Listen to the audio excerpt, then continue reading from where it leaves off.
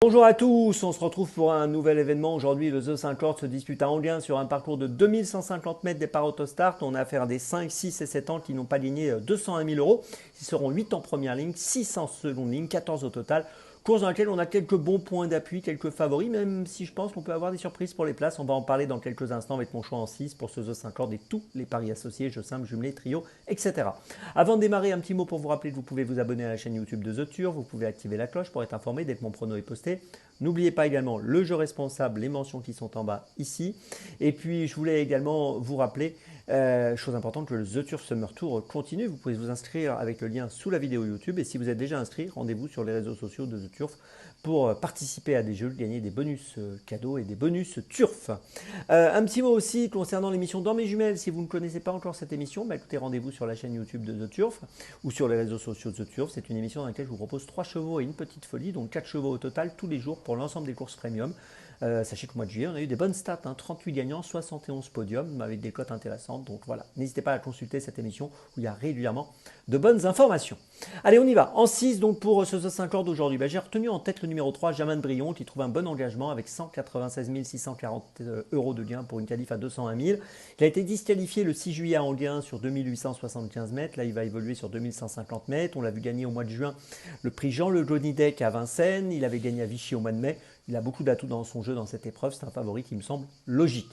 En deuxième position, j'ai retenu le 8, Joconde Sibet. Alors, elle est le numéro 8 derrière l'Autostar, c'est pas toujours un avantage, tout à l'extérieur, mais elle reste sur une tentative qui n'est pas si mauvaise. Deuxième disqualifiée après enquête dans le prix Jean Le Johnny Deck derrière Jamin de Brion. Si elle est sage aujourd'hui, si tout se passe bien, elle qui sur ses 10 dernières courses a fini 7 fois dans les 5, me semble capable de monter sur le podium. En troisième position, j'ai retenu le 2 Hyacinthe Djep, qui a gagné à Anguin. C'était récemment, puisque c'était le 20 juillet sur 2875 mètres, le prix du Palais Bourbon. Cette performance est très encourageante. Associée à Benjamin Rochard, je pense qu'il est encore capable de monter sur le podium.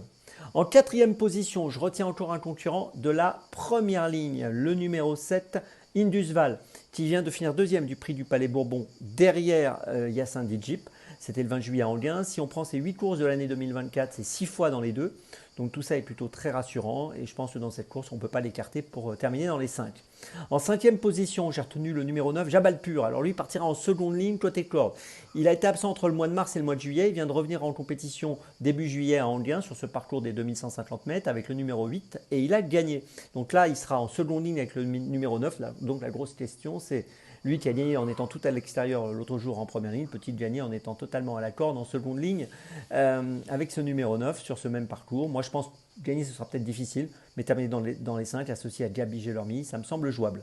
Et puis en sixième position, j'ai retenu le 11, Japarov Lire, qui a été absent entre septembre 2023 et juin 2024. Il a d'abord effectué un retour en Belgique, deuxième au mois de juin, puis l'autre jour, il a fini sixième à Anguin le 20 juillet sur 2875 mètres. Si on prend ses 10 dernières courses, il a fini 9 fois dans les 5. C'est un cheval qui a des qualités, qui est plutôt régulier, qui est sur la montante, associé à Alexandre Abrivard. Je pense qu'il vaut mieux le garder. Je vous résume mon choix en 6 pour ce The 50. Point d'appui et base, les numéros 3 et 8. Derrière, je retiens ensuite en point d'appui aussi les numéros 2 et 7. Et juste derrière, je place le 9 et le 11. Départ de la course, attention aujourd'hui, 20h15, 20h15 aujourd'hui, jeudi. On se retrouve maintenant demain pour Cabourg. Et d'ici là, avec The Turf, ça va aller. Et n'oubliez pas, dans mes jumelles, avec le lien ci-dessous. À très vite.